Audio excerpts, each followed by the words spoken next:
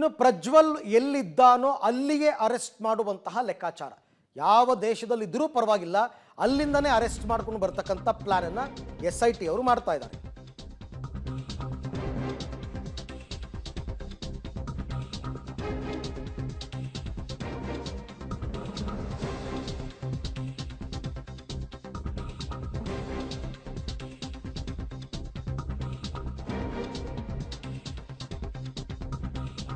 Pen drive ಪ್ರಕರಣದ big exclusive ಇದು. Prajwal ಇದ್ದಲ್ಲಿಗೆ arrest warrant ಅನ್ನು ಜಾರಿ ಮಾಡ್ತಾರೆ. ವಿದೇಶದಲ್ಲಿರುವ ಪ್ರಜ್ವಲ್ಗೆ SITಯ ಸರ್ಜಿಕಲ್ ಸ್ಟ್ರೈಕ್ ಇದು. ಆಸ್ಟ್ರಿಯಾದ ಸಾಲ್ಸ್ಬರ್ಗ್ನಲ್ಲಿ ಪ್ರಜ್ವಲ್ ರೇವಣ್ಣ ಸದ್ಯಕ್ಕಿದ್ದಾರೆ. So pin to pin details, ಅದನ್ನು ಟ್ರಾವೆಲ್ ಹಿಸ್ಟ್ರಿಯ ಪಿನ್ ಟು ಪಿನ್ ಡೀಟೇಲ್ಸನ್ನು ನಿಮಗೆ ನಾವು ಕೊಡ್ತಾ ಹೋಗ್ತೀವಿ. ಅವತ್ತು 27ನೇ ತಾರೀಕು ಮತದಾನದ ನಂತರದ ದಿನ ಬೆಂಗಳೂರು ಏರ್ಪೋರ್ಟ್ನಿಂದ ಜರ್ಮನಿಗೆ ಪ್ರಜ್ವಲ್ ಪಲಾಯನ ಮಾಡಿದ್ದು. ಬೆಂಗಳೂರಿನಿಂದ ಜರ್ಮನಿಯ ಮ್ಯೂನಿಕ್ಗೆ ಮೊದಲು ಪ್ರಯಾಣ ಮಾಡ್ತಾರೆ. ಬೆಂಗಳೂರಿನಿಂದ ಜರ್ಮನಿಯ ಮ್ಯೂನಿಕ್ಗೆ, ಅಲ್ಲಿಂದ ಕನೆಕ್ಟಿಂಗ್ ಫ್ಲೈಟ್ನಲ್ಲಿ ಹಂಗೇರಿಯ ಬುಡಾಪೆಸ್ಟ್ಗೆ ಪ್ರಯಾಣ ಮಾಡ್ತಾರೆ. ಎಲ್ಲ ಯುರೋಪಿಯನ್ ಕಂಟ್ರೀಸ್ ಆಗಿರೋದ್ರಿಂದ ವೀಸಾ ತೊಂದರೆ ಆಗಲ್ಲ. ಬುಡಾಪೆಸ್ಟ್ಗೆ ಪ್ರಯಾಣ ಮಾಡ್ತಾರೆ. ಬುಡಾಪೆಸ್ಟ್ನಿಂದ ಆಸ್ಟ್ರಿಯಾದ ವಿಯನ್ನಾಗೆ ರೈಲಿನಲ್ಲಿ ಪ್ರಯಾಣ ಮಾಡಿದ್ದಾರೆ. ಅಲ್ಲೆಲ್ಲ ಬುಲೆಟ್ ಟ್ರೈನ್ಸ್ ಅವೆಲ್ಲ ಇರುತ್ತೆ, ಹಾಗಾಗಿ ವಿಯನ್ನಾಗೆ ಟ್ರಾವೆಲ್ ಮಾಡಿದ್ದಾರೆ. ವಿಯನ್ನಾಗ ಬಂದ ನಂತರ ವಿಯನ್ನಾದಿಂದ ಸಾಲ್ಸ್ಬರ್ಗ್ಗೆ ಪ್ರಜ್ವಲ್ ಜರ್ನಿ ಮಾಡಿರ್ತಕ್ಕಂಥದ್ದು ಗೊತ್ತಾಗಿದೆ. ವಿಯನ್ನಾ ಟು ಸಾಲ್ಸ್ಬರ್ಗ್ ಎರಡೂ ಕೂಡ ಆಸ್ಟ್ರಿಯಾದ ನಗರಗಳು. ಸದ್ಯಕ್ಕೆ ಸಾಲ್ಸ್ಬರ್ಗ್ನ ಸ್ಟಾರ್ ಹೋಟೆಲ್ನಲ್ಲಿ ಪ್ರಜ್ವಲ್ ವಾಸ್ತವ್ಯ ಹೂಡಿದ್ದಾರೆ. ಸ್ನೇಹಿತರ ಜೊತೆ ಹೋಟೆಲ್ನಲ್ಲಿದ್ದಾರಂತೆ. ಈಗಾಗಲೇ ಈ ಮಾಹಿತಿಯನ್ನು SIT ಕೂಡ ಕಲೆ ಹಾಕಿದೆ. ಇದು ಟ್ರಾವೆಲ್ ಹಿಸ್ಟ್ರಿ. ಈಗ ಆತನನ್ನು ಬಂಧಿಸಬೇಕು, ಅದಕ್ಕೆ ಅಂತ ಕೆಲವು ಪ್ರೊಸೀಜರ್ಸ್ ಇದೆ, ಅದನ್ನು ಫಾಲೋ ಮಾಡ್ತಾರೆ. ಇದೆಲ್ಲವನ್ನ ನೋಡ್ತಾ ಇದ್ರೆ ಪ್ರಜ್ವಲ್ ರೇವಣ್ಣ ಬಂಧನ ಸನ್ನಿಹಿತವಾಯ್ತಾ ಅಂತಕ್ಕಂಥ ಪ್ರಶ್ನೆ ಮೂಡುತ್ತೆ.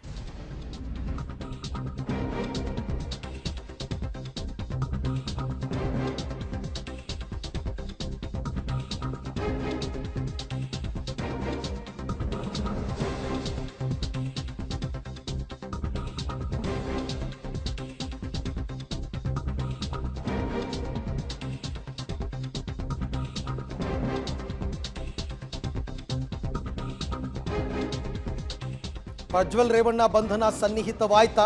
ಯಾಕೆಂದರೆ ಪ್ರಜ್ವಲ್ ಬೇಟೆಗೆ SIT ಕ್ರಮಗಳನ್ನು ತೆಗೆದುಕೊಂಡಿದೆ. ಈಗಾಗಲೇ ಕೆಲವು ಫೇಲ್ಯೂರ್ ಆಗಿದೆ, ಕೆಲವು ಸಕ್ಸಸ್ ಆಗುತ್ತೆ ಮುಂದೆ ಅಂತ. SIT ಈವರೆಗಿನ ಕ್ರಮ ಏನು, ಮುಂದಿನ ಪ್ಲ್ಯಾನ್ ಏನು ಅಂತ, SIT ಮುಂದಿರ್ತಕ್ಕಂಥ ಆಯ್ಕೆಗಳೇನು ಅಂತ ನೋಡ್ತಾ ಹೋಗೋಣ. ಎಕ್ಸ್ಕ್ಲೂಸಿವ್ ಡೀಟೇಲ್ಸನ್ನು ಕೊಡ್ತಾ ಹೋಗ್ತೀವಿ. ಈಗಾಗಲೇ ಪ್ರಜ್ವಲ್ ಬೇಟೆಗೆ ಮೊದಲಿಗೆ ಆರಂಭದಲ್ಲಿ ಲುಕೌಟ್ ನೋಟಿಸನ್ನು ಕೊಟ್ಟಿದ್ದರು. ಲುಕೌಟ್ ನೋಟಿಸ್ ಆದಮೇಲೆ ಬ್ಲೂ ಕಾರ್ನರ್ ನೋಟಿಸ್ ಕೊಟ್ಟರು. ಎರಡೂ ಕೂಡ ಪ್ರಯೋಜನಕ್ಕೆ ಬಂದಿಲ್ಲ. ಈಗ ಪ್ರಜ್ವಲ್ ರೇವಣ್ಣ ಅವರದ್ದು ಅನ್ನಲಾದ 7 ಅಕೌಂಟ್ಗಳನ್ನ ಪತ್ತೆ ಹಚ್ಚಿದಾರಂತೆ. ಆ ಬ್ಯಾಂಕ್ ಅಕೌಂಟನ್ನು ಫ್ರೀಸ್ ಮಾಡ್ತಾರಂತೆ, ಅವ್ರಿಗೆ ಇಲ್ಲಿಂದ ದುಡ್ಡು ಹೋಗಬಾರ್ದು ಅಂತ. ಆಮೇಲೆ ಅರೆಸ್ಟ್ ವಾರೆಂಟ್ ಈಗಾಗಲೇ ಕೋರ್ಟಿಂದ ಇಶ್ಯೂ ಆಗಿದೆ. ಪಾಸ್ಪೋರ್ಟ್ ಕ್ಯಾನ್ಸಲ್ ಮಾಡೋದಕ್ಕೂ ಕೂಡ ಕೋರ್ಟ್ ಒಪ್ಪಿಗೆಯನ್ನು ಕೊಟ್ಟಿದೆ. ಇದೆಲ್ಲ ಆದಮೇಲೆ CBI ಮೂಲಕ ರೆಡ್ ಕಾರ್ನರ್ ನೋಟಿಸನ್ನು ಇಶ್ಯೂ ಮಾಡಿಸ್ತಕ್ಕಂಥದ್ದು. ವಿದೇಶದಲ್ಲೇ ಆತನನ್ನು ಅರೆಸ್ಟ್ ಮಾಡೋದಕ್ಕೆ ಪ್ಲ್ಯಾನ್. ಬಟ್ ಒಂದು ತಿಳ್ಕೊಳ್ಳಿ, ರೆಡ್ ಕಾರ್ನರ್ ನೋಟಿಸ್ ಕೊಟ್ಟ ತಕ್ಷಣಕ್ಕೆ ಆ ಥರ ಅರೆಸ್ಟ್ ಆಗುತ್ತೆ ಅಂತ ಹೇಳಕ್ಕೆ ಬರಲ್ಲ. ಬೇರೆಯವರಿಗೆ ಈಗಾಗಲೇ ರೆಡ್ ಕಾರ್ನರ್ ನೋಟಿಸ್ ಕೊಟ್ಟಿದ್ದಾರೆ, ಅರೆಸ್ಟ್ ಮಾಡೋದಕ್ಕಾಗಿಲ್ಲ. ಈ ಪ್ರಕರಣದಲ್ಲಿ ಏನಾಗುತ್ತೆ ಅಂತ ನೋಡೋಣ. ಒಟ್ಟಾರೆ ಈ ಎಲ್ಲ ವಿಚಾರಕ್ಕೆ ಸಂಬಂಧಪಟ್ಟಂತೆ ಮತ್ತಷ್ಟು ಮಾಹಿತಿ ನನ್ನ ಕೊಲೀಗ್ ನರಸಿಂಹಮೂರ್ತಿ ಅವರಿಂದ ಪಡಿತಾ ಹೋಗೋಣ. ಮೂರ್ತಿ, ಇಲ್ಲಿ ತನಕ SIT ಅವರು ಏಕಾಂಗಿ ಹೋರಾಟ ಮಾಡ್ತಾ ಇದ್ರು. ನಿನ್ನೆ ಕೋರ್ಟ್ ಕೂಡ ಅವರ ಮನವಿಗೆ ಪುರಸ್ಕಾರವನ್ನು ಮಾಡಿದೆ. ಹಾಗಾಗಿ ಈಗ ಪ್ರಜ್ವಲ್ ರೇವಣ್ಣನನ್ನು ಅಲ್ಲಿಂದ ದೇಶಕ್ಕೆ ಕರೆತರುವ ಪ್ರಯತ್ನಗಳು ಹೇಗೆ ಸಾಗುತ್ತೆ ಇನ್ನು ಮುಂದಕ್ಕೆ ಅಂತ? ಅರವಿಂದ್, ಈವರೆಗೆ ಪ್ರಜ್ವಲ್ ರೇವಣ್ಣ ಮೇಲೆ 3ಕ್ಕೂ ಹೆಚ್ಚು ಅತ್ಯಾಚಾರ ಪ್ರಕರಣಗಳು ದಾಖಲಾಗಿದ್ದಾವೆ. ಮೊದಲು ದಾಖಲಾಗಿದ್ದಂತಹ ಲೈಂಗಿಕ ದೌರ್ಜನ್ಯ ಪ್ರಕರಣ ಹೊಳೆನರಸೀಪುರ ಕೇಸಲ್ಲೂ ಕೂಡ IPC 376 ಸೇರಿಸಲಾಗಿದೆ. ಹೀಗಾಗಿ ಪ್ರಜ್ವಲ್ ರೇವಣ್ಣ ಅವ್ರನ್ನ ಕರೆತರುವ ನಿಟ್ಟಿನಲ್ಲಿ SIT ಒಂದಷ್ಟು ಕೆಲಸಗಳನ್ನು ಮಾಡ್ತಿದೆ. ಯಾಕಂತ ಹೇಳಿದ್ರೆ ನಮ್ಮ ರಾಜ್ಯದ ತನಿಖಾ ಸಂಸ್ಥೆಗಳಿಗೆ ವಿದೇಶದಲ್ಲಿ ತಲೆಮರೆಸ್ಕೊಂಡಿರ್ತಕ್ಕಂಥ ಆರೋಪಿತ ಸ್ಥಾನದಲ್ಲಿರ್ತಕ್ಕಂಥ ವ್ಯಕ್ತಿಗಳನ್ನ ಕರ್ಕೊಂಡು ಬರೋದಕ್ಕೆ ಸಾಧ್ಯವಾಗೋದಿಲ್ಲ. ಕಾನೂನಿನ ವ್ಯಾಪ್ತಿಗಳೇನಿರುತ್ತೆ ಅದು ಸೀಮಿತವಾಗಿರುತ್ತೆ. ಹೀಗಾಗಿ ಅಂತಾರಾಷ್ಟ್ರೀಯ ಮಟ್ಟದಲ್ಲಿ ತಲೆಮರೆಸ್ಕೊಂಡಂತಹ ವ್ಯಕ್ತಿಗಳನ್ನು ಕರ್ತರೋದಕ್ಕೆ ಒಂದಷ್ಟು ಪ್ರೊಸೀಜರ್ಗಳಿದ್ದಾವೆ. ಆ ಪ್ರೊಸೀಜರ್ಗಳನ್ನು ಮಾಡಿ ಮುಗಿಸುವ ಕೆಲಸದಲ್ಲಿ ಇದೀಗ SIT ಅಧಿಕಾರಿಗಳು ನಿರತರಾಗಿದ್ದಾರೆ. ಅರವಿಂದ್, ಮೊದಲಿಗೆ ಅವರಿಗೆ ಈಗಾಗಲೇ ಹೊಳೆನರಸೀಪುರ ಕೇಸಲ್ಲಿ ವಾರೆಂಟ್ ಪಡೆದಿರೋ ಮಾಹಿತಿಗಳು ಲಭ್ಯವಾಗ್ತಿದೆ.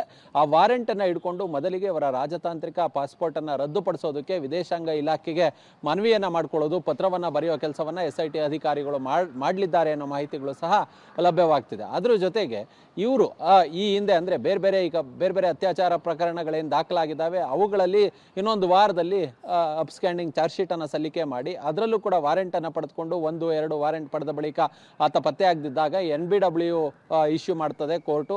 ಆ NBW ಅನ್ನು ಇಟ್ಟುಕೊಂಡು CBIಗೆ ಮನವಿ ಮಾಡಿ ಇಂಟರ್ಪೋಲ್ ಮುಖಾಂತರ ರೆಡ್ ಕಾರ್ನರ್ ನೋಟಿಸನ್ನು ಹೊರಡಿಸಿ ಆ ಮುಖಾಂತರ ಪ್ರಜ್ವಲ್ ರೇವಣ್ಣ ಅವ್ರನ್ನ ಪತ್ತೆ ಮಾಡಬೇಕು ಅನ್ನೋ ನಿಟ್ಟಿನಲ್ಲೂ ಸಹ SIT ಅಧಿಕಾರಿಗಳು ಇದ್ದಾರೆ. ಹೀಗಾಗಿ ಯಾವೆಲ್ಲ ಆಪ್ಷನ್ಗಳಿದಾವೋ ಆ ಎಲ್ಲ ಆಪ್ಷನ್ಗಳನ್ನು ಬಳಸಿ ಪ್ರಜ್ವಲ್ ರೇವಣ್ಣ ಪತ್ತೆಗೆ SIT ಶ್ರಮಿಸ್ತಿದೆ. ಅದ್ರ ಜೊತೆಗೆ ಮೇಯ್ನು ಅವರ ಸೋರ್ಸ್ ಏನಿದೆ ಫೈನಾನ್ಸ್ ಸೋರ್ಸು ಅದನ್ನು ಕಡಿತ ಮಾಡಬೇಕು, ಅದನ್ನು ನಿಲ್ಲಿಸಬೇಕು ಅನ್ನೋ ನಿಟ್ಟಿನಲ್ಲಿ ಸಹ SIT ಅಧಿಕಾರಿಗಳು ಪ್ರಯತ್ನ ಪಟ್ಟಂತೆ ಕಾಣ್ತಿದೆ. ಪ್ರಜ್ವಲ್ ರೇವಣ್ಣ ಅವರಿಗೆ ಸೇರಿದ್ದು ಎನ್ನಲಾದಂತಹ ಸುಮಾರು 7ಕ್ಕೂ ಹೆಚ್ಚು ಅಕೌಂಟ್ಗಳನ್ನು ಈಗಾಗಲೇ ಫ್ರೀಸ್ ಮಾಡುವ ಕೆಲಸವನ್ನು ಮಾಡಲಾಗಿದೆ. ಈ ಹಿಂದೆ ಅಂದರೆ ಯಾರೇ ಆರೋಪಿತ ಸ್ಥಾನದಲ್ಲಿ ಇರ್ತಕ್ಕಂಥ ವ್ಯಕ್ತಿಗಳು ತಲೆಮರೆಸ್ಕೊಂಡಂಥ ಸಂದರ್ಭದಲ್ಲಿ ಅವರ ಅಕೌಂಟ್ಗಳನ್ನು ಫ್ರೀಸ್ ಮಾಡ್ತಾರೆ. ಕಾರಣ ಅವರಿಗೆ ಆರಾಮಾಗಿ ದುಡ್ಡು ಸಿಗಬಾರ್ದು ಅಂತೇಳಿ, ದುಡ್ಡು ಖಾಲಿ ಆದಂತಹ ಪಕ್ಷದಲ್ಲಿ ವಾಪಸ್ ಬರ್ತಾರೆ ಅಂತೇಳಿ. ಈಗ ಈ ಪ್ರಕರಣದಲ್ಲೂ ಕೂಡ ಇವರ ಅಕೌಂಟನ್ನು ಫ್ರೀಸ್ ಮಾಡಿ ಫೈನಾನ್ಷಿಯಲಿ ಅವರಿಗೆ ದುಡ್ಡು ಸಿಗಬಾರ್ದು ಅನ್ನೋ ನಿಟ್ಟಿನಲ್ಲಿ ಒಂದಷ್ಟು SIT ಕ್ರಮವನ್ನು ವಹಿಸಿದೆ ಅನ್ನೋ ಮಾತುಗಳು ಸಹ ಕೇಳಿಬರ್ತಿದೆ. ಹೀಗಾಗಿ ಎಲ್ಲ ಆಪ್ಷನ್ಗಳನ್ನು ಬಳಸಿ ವಿದೇಶದಿಂದ ಪ್ರಜ್ವಲ್ ರೇವಣ್ಣ ಅವ್ರನ್ನ ಕರ್ತರಬೇಕು. ಆ ನಿಟ್ಟಿನಲ್ಲಿ ಇದೀಗ ಚಾರ್ಜ್ ಶೀಟ್ ಸಲ್ಲಿಸೋದು ಇರ್ಬೋದು, ಅದ್ರ ಜೊತೆಗೆ ವಿದೇಶಾಂಗ ಇಲಾಖೆಗೆ ಪತ್ರ ಬರೆದು ಅವರ ಪಾಸ್ಪೋರ್ಟನ್ನು ರದ್ದು ಮಾಡುವಂತೆ ಮನವಿ ಮಾಡೋದಿರ್ಬೋದು, CBIನ ಕೇಳಿಕೊಂಡು ಇಂಟರ್ಪೋಲ್ ಮುಖಾಂತರ ರೆಡ್ ಕಾರ್ನರ್ ನೋಟಿಸ್ ಹೊರಡಿಸೋದಿರ್ಬೋದು. ಈ ಕಾರ್ಯದಲ್ಲಿ SIT ನಿರತವಾಗಿದೆ. Aravind. Okay Murthy, thank you. ತಮ್ಮ ಎಲ್ಲ ಮಾಹಿತಿಗಾಗಿ ಧನ್ಯವಾದ.